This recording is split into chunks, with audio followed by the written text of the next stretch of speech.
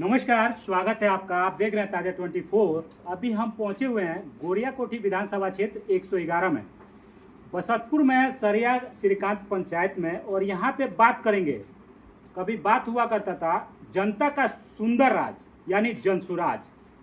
Colour भी बदला हुआ है और सिस्टम भी बदला हुआ है, और उसी सिस्टम को बदलने चले थे प्रशांत किशोर।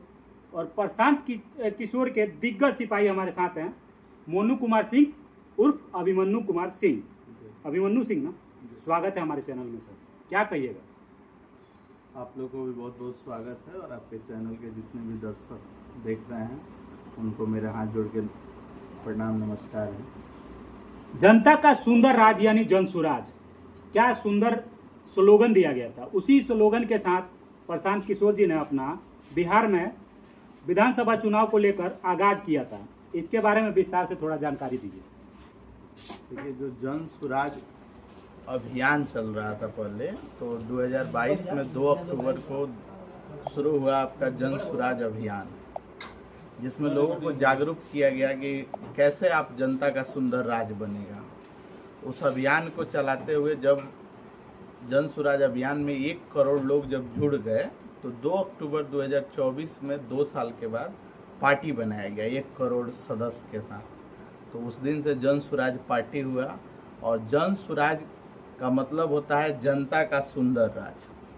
और जनता के सुंदर राज कैसे कायम होगा, उस पे पार्टी काम कर रही है। और उसके लिए पहले से ही जब अभियान चल रहा था, तो जन सुराज आएगा 5 चीज़ हो जाएगा, ऐसा एक नारा चला था, जिसमें 5 चीज़ में हम लोग के, जैसे पहला है कि बच्चों को 6 साल से लेकर 15 साल तक के लिए शिक्षा की बेहतर व्यवस्था कैसे किया जाए। तो उसमें हम लोग का है कि हर प्रखंड में कम से कम 5 ऐसे विद्यालय होना चाहिए, नेत्रहाट टाइप का, टक्कड़ का विद्यालय, जिसमें अच्छी तरह से पढ़ाई हो। क्योंकि आज जो सरकारी स्कूल का स्थिति है वो बहुत ज़्यादा बदतर स्थिति है।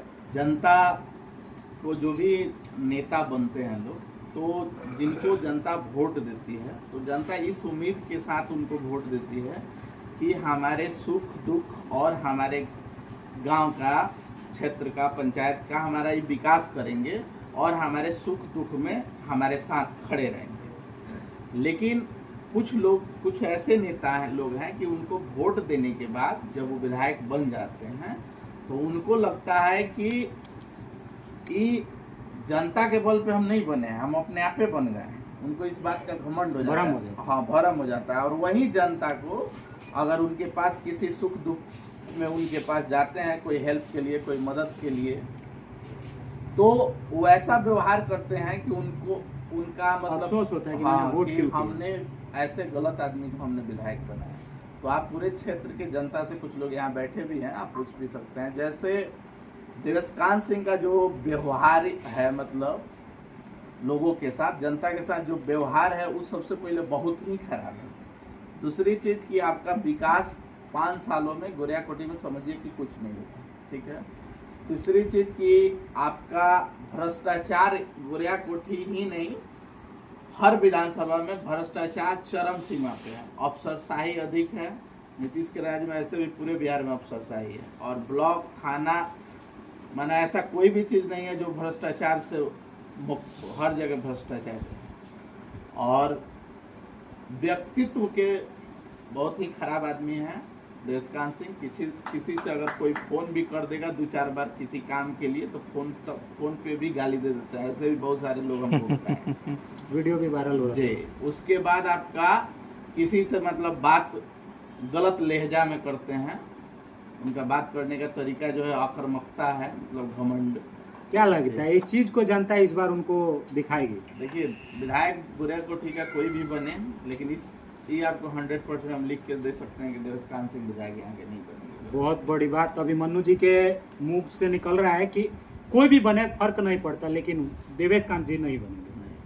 जनता से क्या अपील कीजिएगा इस चुनाव के लिए, इतने बड़े बड़े पार्टियों के लिए, और कहीं अपने लिए कि इतने बड़ी पार्टियों को कई बार मौका मिला, इस बार अगर आपको मौका मिलता है तो क्या कुछ कहिएगा जनता के लिए? देखिए, जनता से हम यही अपील करेंगे कि सबसे पहले जनता को वैसे नेता चाहिए जो नेता बन के नहीं, उनका बेटा बन के सेवा करें। और चुनाव से पहले सब लोग बोलते हैं। जी, और दूसरी चीज देखिए, बोलते नहीं है वो ऐसा करने वाला भी देखना चाहिए। अब आप राजा को राजा बनाते जाइएगा तो उसको तो घमंड होगा ही। आज जो विधायक है वो 3 पीढ़ी से उनके घर में विधायक बनते लोग आ रहे हैं, 3 पीढ़ी हो गया। उनके बाबा भी थे विधायक मंत्री, उनके पिताजी भी थे ओपी। अब उन्हीं को बनाइएगा तो उनमें घमंड आ ही जाएगा। तो अगर आपके बीच से जो गरीब लोग हैं, जो आपके सुख दुख में रहता है, आप अपने बीच से लोग को अगर मौका दीजिएगा, वो नेता बनेगा, तब वो आपको सुनेगा। और आप उस आदमी को बना रहे हैं जो पहले से ही उसको किसी चीज़ की कमी नहीं है, वो ऑलरेडी काफ़ी आगे है, वो दरबार उन लोगों को बोला जाता है। और वैसे आदमी को अगर आप सेवा का देते हैं तो वैसे आदमी आपका सेवा नहीं करेगा। सेवा वही आदमी करेगा जो आपका बीच का आदमी है, जो आपका दुख सुख हर जगह आप उसको उपस्थित पाते हैं। नेता का मतलब है कि उसका 24 घंटा जनता के लिए मोबाइल चालू रहना चाहिए। पहला चीज़, सबसे ज़्यादा आज के डेट में वही जरूरी है। अगर 24 घंटा में कहीं भी अगर जनता को किसी काम के लिए अगर जरूरत पड़े, मदद की, वो फोन करे तो जनता वहाँ पे उपलब्ध रहे, नेता उपलब्ध। हाँ, नेता उपलब्ध रहे। जनता मतलब जहाँ उनको खोजे तहाँ उपलब्ध रहे। दूसरी चीज कि उन जब भी आए, जैसे सत्र चलता है आपका विधायक बनने के बाद, तो जितना दिन सत्र चले उतना दिन तो मजबूरी है उनको पढ़ना रहना है।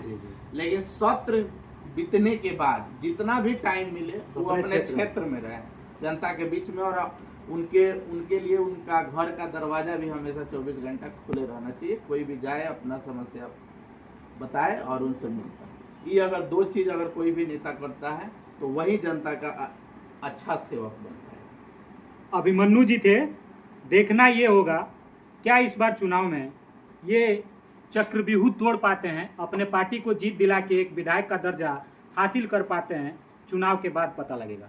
हमारे वीडियो में बने रहिए, कमेंट के माध्यम से बताइए इनका विचार आपको कैसा लगा। तब तक के लिए धन्यवाद।